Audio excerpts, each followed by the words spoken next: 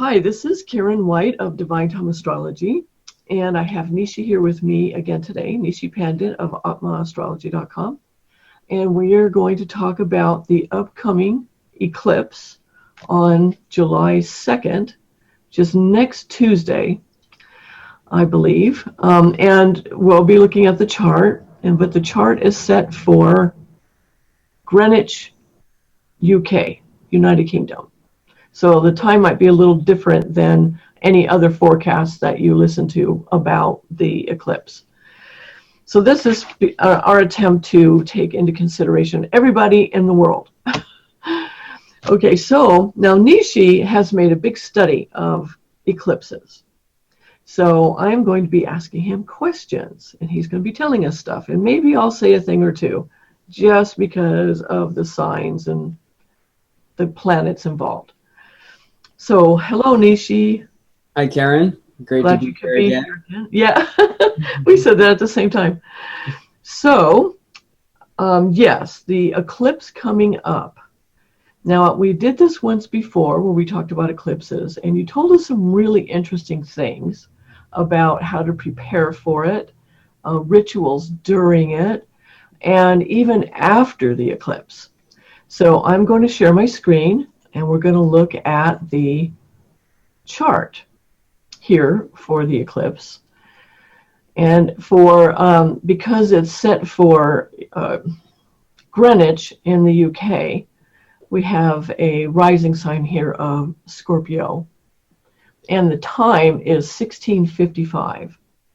And we see here the sun is in Cancer, and the moon is there, and Rahu, the north node of the moon, is there too. So that's what's creating the eclipse. So what do you want to tell us about it? Like just some of the interesting stuff that you think is really interesting about the eclipse. Well, I think eclipses are interesting in general. And anytime they come around, it's just really interesting to look at what's happening in the world and what's happening in your personal life, because I think eclipses, like everything, affects a collective level of something, and it also affects a personal level of something. And because they're dramatic and they tend to bring things up, we see that on both levels. We see what's happening in kind of the world scenario, and then we see what's happening in our own lives, and it all seems to kind of get magnified during an eclipse. Like I said, this is a total solar eclipse, so that means it's a full eclipse. It's not a partial eclipse, it's a full eclipse. So that makes it powerful. It's a potent eclipse. It's not just a random 50% eclipse. This is the full thing. The entire sun is going to be so-called swallowed by Rahu. Okay, so the whole thing is going to have Rahu in front of it. It's going to be clouded out. So that has its own potency to it. But then you have to look at different things like, where is the eclipse casting its shadow? What is the eclipse path of totality is the phrase that's used. In this case, the eclipse is mostly visible from South America. And so that's where it's casting its shadow. So we can expect something to be going on in that part of the world, especially the places where they can see the full eclipse really clearly.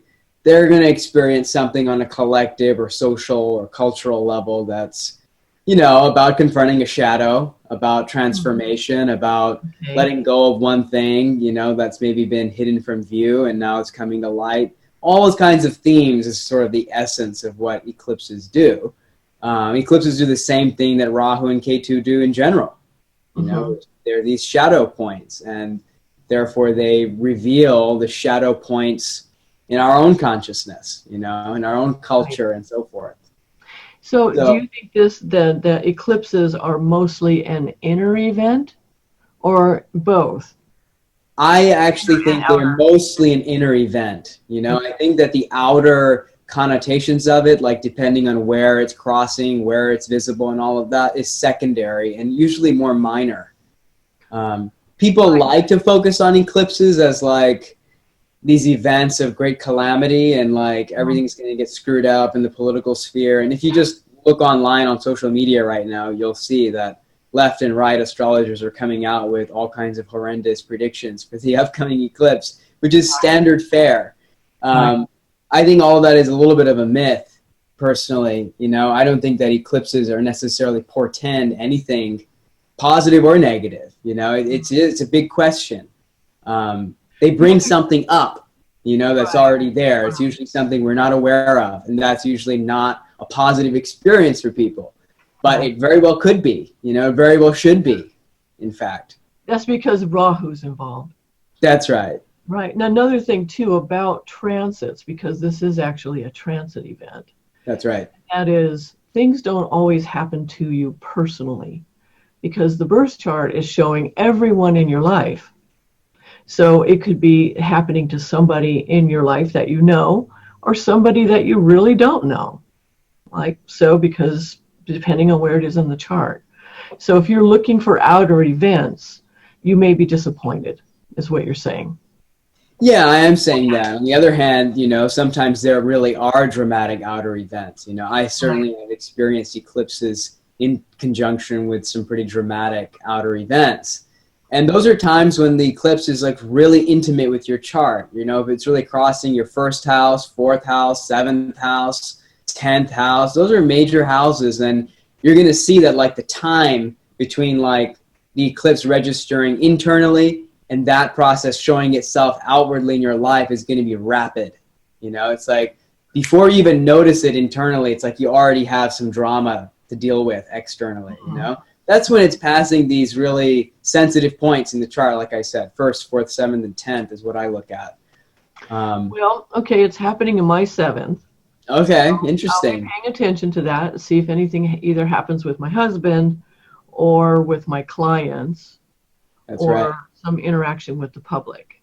And the twist on that, of course, is that, like with any transit, the transit behaves according to its own placement as if it's, you know, its own thing, but it also is going to activate what that planet is like in your natal chart, right? So your 7th house eclipse transit is going to be different than somebody else because everybody's Rahu is a little different in terms of sign and house and on and on. And so it interacts with your natal Rahu, and then perhaps the ruler of the house that it's in as well. Sure. You know, it's like an outer planet transit. I look at it very similarly as if I was evaluating an outer planet transit. I would consider outer planet transits to be important in the 1st, 4th, 7th, and 10th houses. And depending on where they are is one thing, but they're also going to bring out where that planet is natally for you, how that planet's functioning for you, what its purpose is for you, and on and on. So both of those things are going to kind of mix. Just a moment. Outer planets, Pluto, Neptune, Uranus. Right. Okay, that's all I wanted to clarify. Sorry, go ahead. I cut you off there.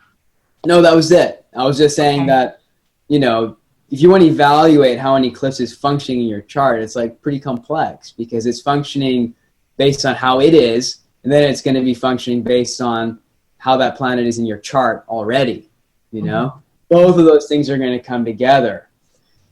So it's an interpretive challenge, I would say. It's like, it could be very subtle. It could be very subtle how the eclipse, you know, affects you. You might not be able to notice it, you know, for 6 months even, a year. You look back and you say, oh, wow, you know, after that eclipse, a lot of things changed in my life, you know, or you'll be able to look, a lot of times it's clear retrospectively if it's not like a super strong transit for you.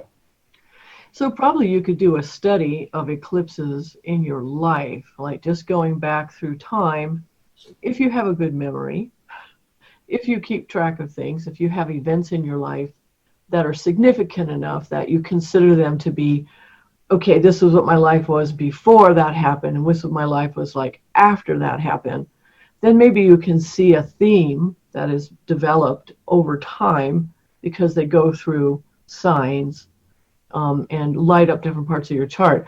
But the way you're describing it, it sounds very much like an outer planet transit, where the effect is so long that you really can't do prediction with it as much because it's not predictive. Yeah, it's internal. It's an internal experience, even though it may have outer external effects. It's not. I mean, I could tell somebody, you know, if this is going to be like a major eclipse for them or not. You know, you can see like the severity, like the spectrum of its effect in somebody's life. But what exactly that effect will be is pretty amorphous. So I mostly look at eclipses as a psychological phenomenon, you know? I don't really look at them as a predictive phenomenon. Hmm. Oh, that's good to know. So taking the sign that it's in, Cancer, the sign ruled by the moon, and the moon is the mind, and then Rahu is there, which is, maybe you can tell us very briefly the mythology behind Rahu and why he's considered to be, you know, he's swallowing the sun. Sure. I mean, Rahu and Ketu are the demon Svarbhanu that was cut in half by Lord Vishnu because they were trying to drink the nectar of immortality, which Vishnu had churned from the oceans. And they're not supposed to have it because they're demons. It's for the gods. And they were standing there posing as a god. They got called out on, and they got cut in half when the Lord discovered that, you know, here's a demon trying to drink the nectar of immortality. But Rahu had already had a small drop. And so Rahu was cut in half but immortalized in its two pieces. So all of that is just an archetypal story for the fracture of our own being. You know, the need for us to reclaim ourselves and to become whole again and to become, you know, united in our own spirit and so forth. That's what that kind of story is all about. So Rahu and Ketu in the chart, when we talk about it astrologically, we tend to describe it in those terms as a psychological process and phenomenon. So that's what eclipses are about. And, you know, Rahu is described in all ancient texts in terms of eclipses as swallowing the sun and the moon, because Rahu is wanting to take revenge for being cut in half. So he does that by eating the sun and the moon, you know, which is the forces of life, the visible luminosity of our solar system, which is a symbol for the divine. The divine is what cut the demon in half, right? So Rahu is always taking revenge on the divine, which we see astronomically or astrologically as in eclipses. That's why in Vedic times, people didn't like eclipses very much because it was seen as a time in which the demons were victorious. Oh. Whereas, you know, nobody wants to see the gods swallowed, you know? Right. That's not good. So that's why, you know, eclipses have all of this baggage of being like a terrible thing. So could you explain to us a bit more then, what is actually going on, do you think, psychologically? Especially with this particular eclipse, because that's the one we really care about. It's happening soon. It's in the sign of Cancer, and it's opposite Saturn. Saturn and the sun are enemies to each other. And so that doesn't happen every eclipse. That's right. This is what's unique about this one, is that the sun and Saturn are opposite each other. Right, and Moon and Saturn. So there's several things, you know, to look at. One is you always have to find out, is it a north node eclipse or is it a south node eclipse? You know, a K2 eclipse is going to be different than a north node eclipse in a subtle way, but still different. This is a north node eclipse, so it's a Rahu eclipse. That means it's going to have a lot more to do with bringing things up that we need to assimilate, you know, bringing things up that we need to integrate with. It represents for us a nourishment that we have yet to recognize, you know, a form of nourishment that we've yet to consume because we're not aware of it. So Rahu is there to bring us something that we need to learn to swallow. And when we do that, we become more balanced. Okay, but it's not usually very easy to swallow what Rahu is asking us to consume. That's the North Node eclipse theme right there. Okay. The next thing you want to look at is the sign, you know, and that's Cancer. So Cancer is a sign of the moon, and we have the moon in Cancer there, of course, because it's a solar eclipse. That's the other point before I talk about Cancer, is we have to distinguish, is this a solar eclipse or a lunar eclipse, okay? So that's going to be different too, on top of North Node versus South Node. So here we have a solar eclipse. So that means that this is a time when our, you know, the solar force in us is going to be shadowed. You know, we're not going to necessarily feel like we can manifest ourselves or that we can really create something right now. It's like the sun, what the sun represents in our life psychologically as the creative foundation for our vitality and its expression in the world, that's going to be what the eclipse is swallowing, you see? Mm-hmm. So those are the kind of things that's going to come into question, you know, our vitality, you know, like the very vibrancy of our life, you know, the way in which we feel connected to the world and our ability to manifest ourselves authentically in the world. That's what the sun is all about. So that's sort of an overarching psychological theme of any solar eclipse. You know? Okay. So just from that, we know that this eclipse, especially for those people that it's really going to affect, is going to be about reevaluating, you know, how one participates in the world, how one expresses themselves in the world, what it is that one wants to offer to the world, you know. There's going to be themes and, you know, reclarifications coming up around that. And then it being in a water sign, having to do always with emotional security. And that's Cancer for us here. Yeah. You know? But because the eclipse is in Cancer, it's going to have all of those themes of emotions, connection, nourishment, water, as you said. What was that? And change, because the sign of Cancer brings change through new feelings, like we talked about last month. That's right. Yeah. Revisit our Cancer video. That's right. If you want to get a sense of the eclipse, because the best way to understand sort of the vessel through which this eclipse is operating is going to be by really understanding Cancer as a sign, okay? We have the eclipse, you know, as what it is, a north node eclipse, a solar eclipse, it's a total eclipse, it's happening in this part of the world. We have all of that, but it's finding its way into the world through Cancer, okay? Cancer is its vehicle. So it's going to carry that quality with it. That's going to be a huge part of how it manifests itself. So like everything we said about Cancer in that other video, it's super important. But as we were just saying, it is the sign of the moon. So this is going to be more of an emotional eclipse. It's going to cause people to reevaluate, you know, their sentiments about things, how they feel about something, how they feel about themselves primarily, because it's a solar eclipse. Mm-hmm. You know? Right. Right. It's really interesting. Sorry, it's interesting to have a solar eclipse in the lunar sign, you know? Yes. Like, yes. What a juxtaposition. Exactly. And then Saturn being involved in it too. So it's opposite both the sun and the moon. Though not close by degree, but Saturn is close by degree in opposition to Rahu. And they give very similar effects. Mm-hmm. So you want to talk a bit about that? Sure, I think. Oh yes, and Ketu is exactly joined to Saturn. Maybe yeah, Saturn and Ketu are so tight right now, it's ridiculous. Right, right, exactly. So this should be significant, and at least for, well, because it's the sun and the moon, everybody has the moon. Everyone, because the moon is the mind. That's right. And the sun is the soul. So, and then the United States too, for those of us in the United States, I believe the sun is in Cancer, because the 4th of July coming up on the 4th. Oh, right. Is like the day of independence, like celebrating independence. Right. For the United States. It's like the birth of our nation, right? Yes. So, now, you know, I don't follow politics that much. Just big stuff, you know, but I'm not like a daily watcher. But if you want to say anything about that, anything that comes to your mind, if you think it's important at all. Well, I think that we always tend to see political upheavals around eclipses.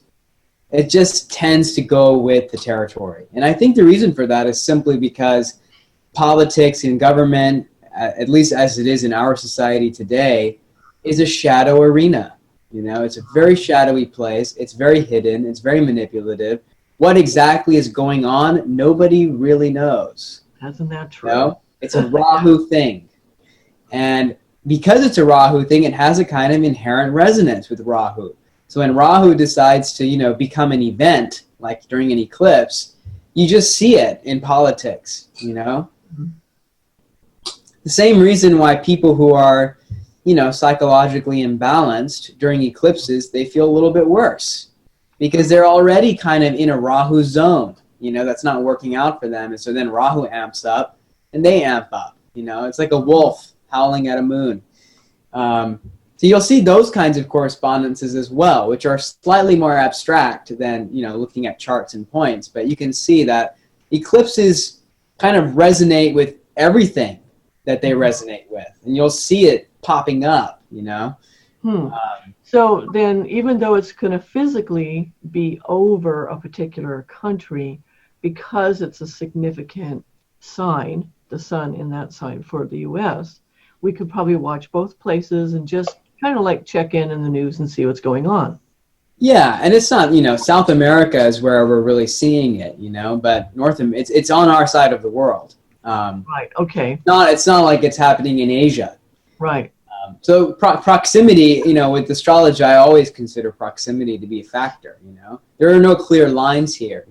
There's a gradient of effect. So, and I think if you look at the migrant, crisis that we're in right now in the U.S., it's really amping up right now, and people are calling it concentration camps and whatnot.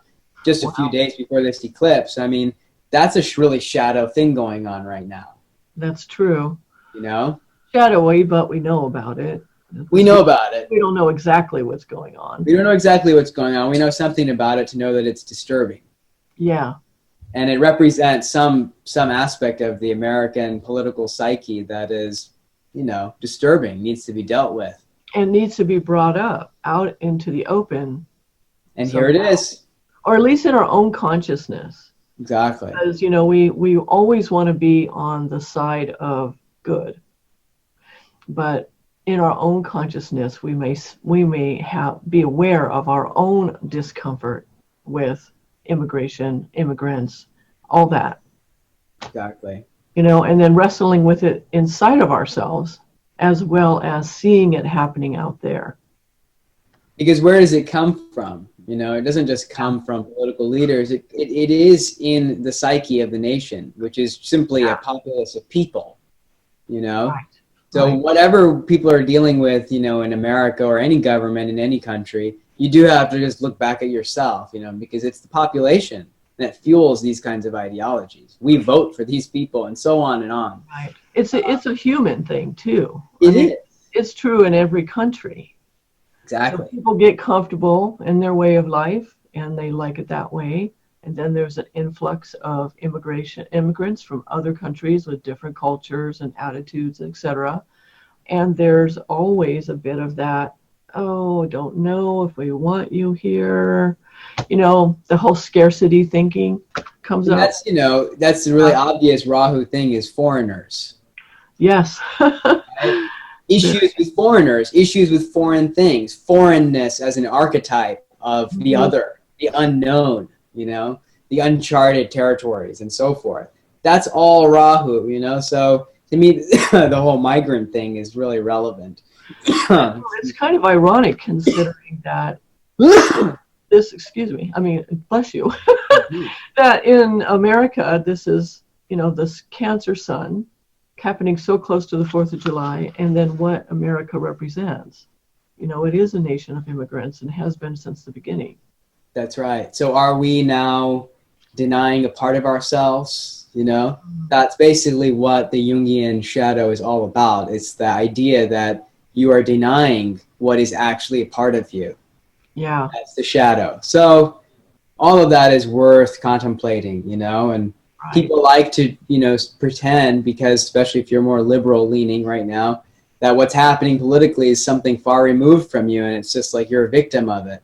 But what eclipses and what Rahu and Ketu in general are all about is getting to put you in that place where you can be more conscious, where you can get to the next level of being conscious of something. And that's the change, And so it always comes back to the individual, no matter what.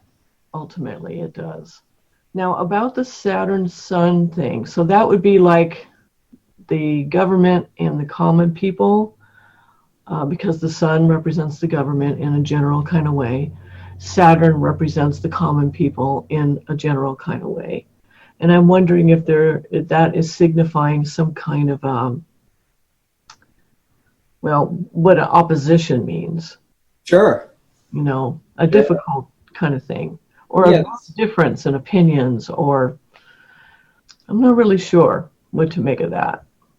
Well, it's interesting. Sun and Saturn are natural enemies, as we know, and we have our psychological interpretation of that. And then there's also, like, look at Saturn as a Shudra planet. You know, it represents workers. It represents like the so-called lower, you know, hierarchy of society. And the Sun represents, like, you know, the king, the royalty, the political kingdom, the rulers, the government, the people who are up on high.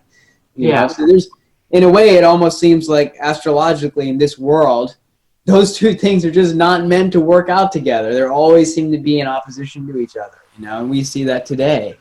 So I think this eclipse is certainly going to bring out those disparities, you know. Right. We already have Rahu swallowing the sun and the moon, and Saturn is there influencing the whole thing, you know, and Saturn is a force of restriction. And what's the first thing that people experience when they're dealing with Rahu and things like that is the experience of restriction, of like, I don't know about this, you know, it's like contracting away from it, you know.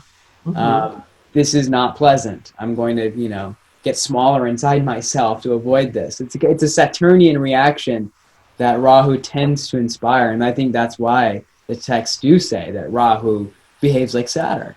Yeah. You know? Very interesting. So the people who are going to be affected the most, obviously, are Cancer, Sun, Ascendant, Moon.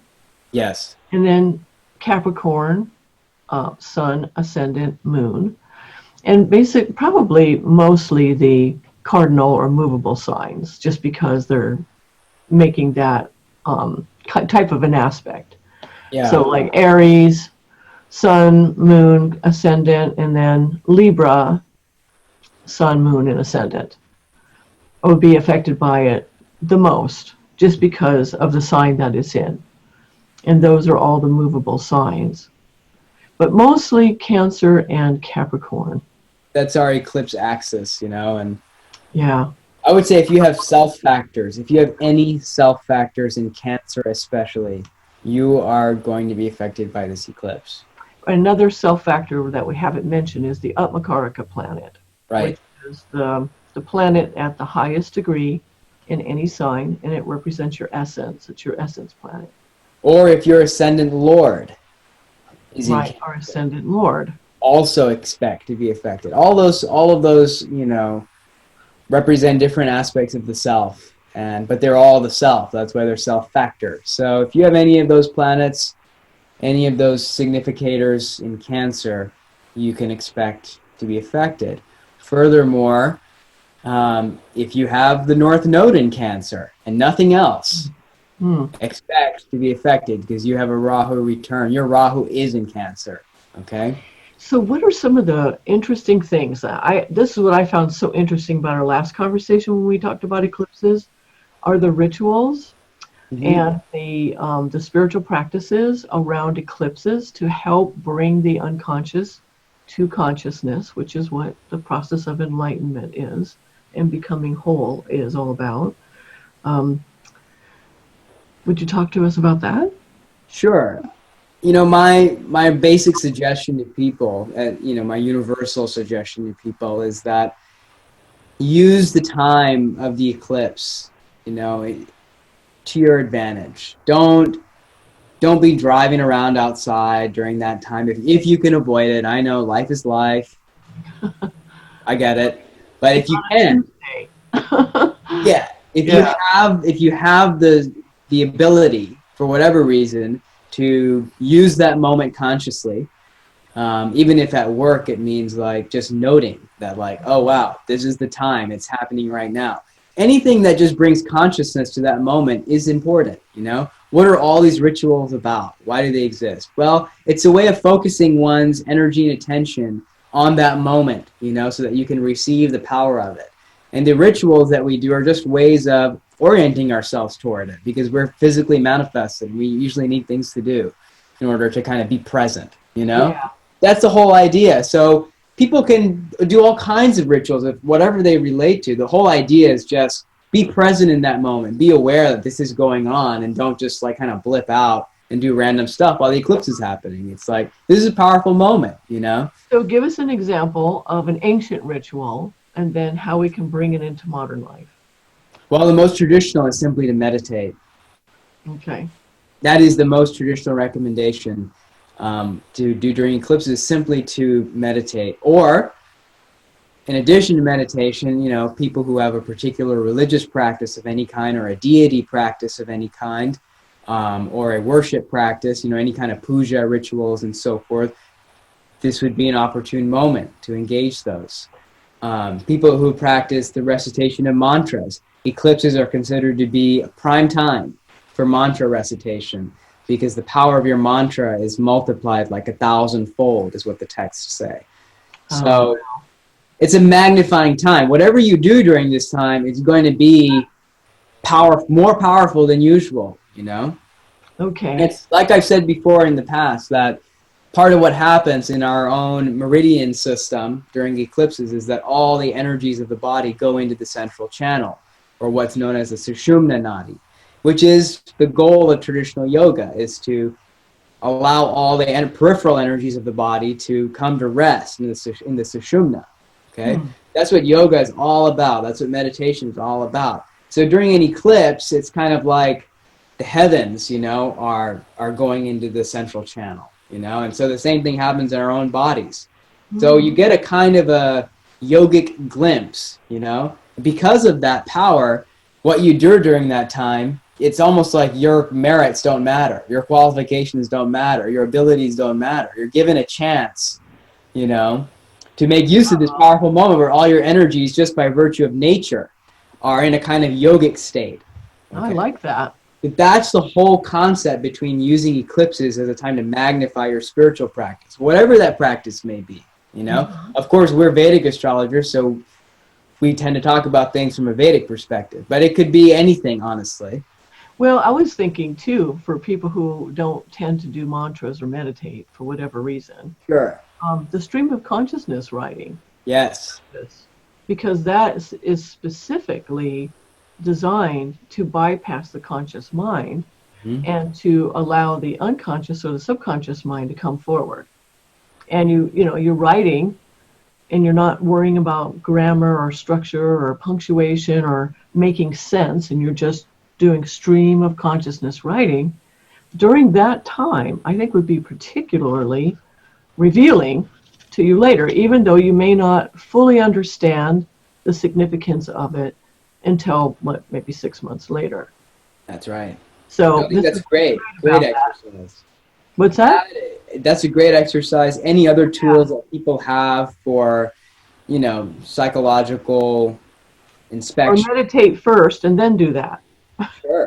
Or do that first and then meditate, because one of the things it does is that it calms down all the noise in your brain, all the different things going on in your mind, all the different streams of thoughts and things you got to do, blah, blah, blah.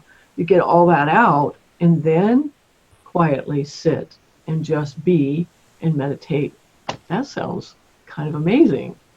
Yeah, and you know, on the eclipse day, it's good to just be introverted. This is not a day to, like, you know, chat it up with everybody you see. And I'll tell you, there's going to be people around you who are being really affected by the eclipse, and they're not going to be too kind, potentially. I mean, I don't know if other people have this experience, but when I go out during full moons and whatnot, it's like everybody's agitated, people are rude.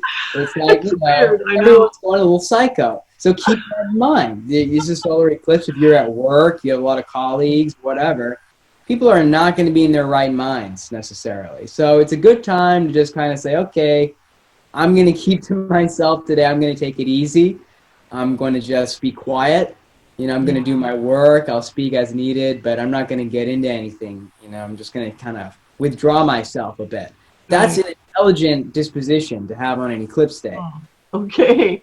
Well, one of the things that I like about the idea, too, is the sign of Cancer and how that can bring change through a change of feeling. And it's positive because Cancer is a sattvic sign. Yeah. It's inspirational. It's rejuvenating. So if you're deliberate and conscious about it, and you make even if you can't do it exactly the time of the eclipse, it doesn't matter because that whole day, and even the day before and the day after, is still going to be charged with the energy of it. Mm-hmm. And because Saturn is opposite too, that will really help bring up the unconscious contents, because Rahu and Saturn are the two planets that look down into our shadow side. So this could be, psychologically and spiritually speaking, this could really be a significant eclipse. Also, I just wanted to point out that looking at Saturn and Ketu together, what do these two have in common? And that is, they both represent the past, they both represent something we need to let go of, and they both represent something we tend to resist releasing. So that's opposite the eclipse, and the eclipse is a Rahu eclipse, so you can just see that there's going to have to be this confrontation with maybe the way that we've wanted to do things, the way that we've presumed to be, things we've been holding on to, that were relevant at one point, but are not really relevant for the achievement of our destiny. Right. So the eclipse is here to kind of shatter that and say, look, your destiny is this. You need to kind of get with the program on that. That's the point. So no, that's there's really quite a polarity here. That's really good point. I really like that. That makes a lot of sense. Also, so just get your chart if you don't have it. You can go to my website. There's a free chart calculator. Do you have one on your website too? I did. I don't think it's there anymore. Okay, well, get your chart if you don't have it, and look to see what house is the sign of Cancer. And you'll get some idea of maybe what areas of life will be affected. But even if you don't look at your chart, just the sign of Cancer alone means that it's related to the moon. And the moon is the emotional side, it's your mind. And the sun is there, which is, the center of our solar system. So it's important to all of us, no matter what. That's right. So any parting words you want to say before we go? Well, I would just say that, the houses are really important. If this eclipse is happening in your 1st, 4th, 7th, or 10th, it's a big deal. Mm-hmm. So I've just noticed that. So pay attention to the houses if you want to know. If you want to know whether this eclipse is going to have some outer drama for you, look at those houses. If it's happening in any of those houses, you will see it externally pretty fast. Right. You might already be seeing it. Okay? You might already be seeing it, right. You might already be seeing it. And everyone should also note that eclipses are said to affect us for 6 months. That's a long time. It's a long echo. Yeah. Okay. It's kind of hard to pay attention to. If you don't, whatever, if you're watching this video after the eclipse or you missed the actual eclipse and you're wondering, oh no, I missed my moment. No, it's not like that. The eclipse moment is just that apex. It's an initiatory moment. 6 months from now is the real eclipse window. Mm-hmm. Okay. Okay, so just watch that house. Now, at my site where you can get your chart, I also have a picture of the chart and a brief description of the significations and meanings of each of the houses. Perfect. You can kind of do a little do-it-yourselfer thing there. So thank you, Neeshee, for coming back on here and talking to us again about eclipses. Okay. I have to say that you are making this topic a lot more interesting to me. Great. Because for some reason, there's so many things to study in astrology, so many different topics, and for some reason, that's just not one that's ever really done anything for me, especially when I found out the effects last for 6 months. And then there's another eclipse, and I'm like, well, then how can you track it? That kind of stuff. I think we could say it's a shadowy topic. It's a shadowy topic, but so it's becoming a lot more interesting to me because you're putting it in psychological terms and spiritual terms, and that's always interesting. Great. I'm glad, because I think they're super interesting. I'm glad you're exploring them. I hope that other people who watch this find it to be interesting as well. Yeah. Well, thank you, Neeshee.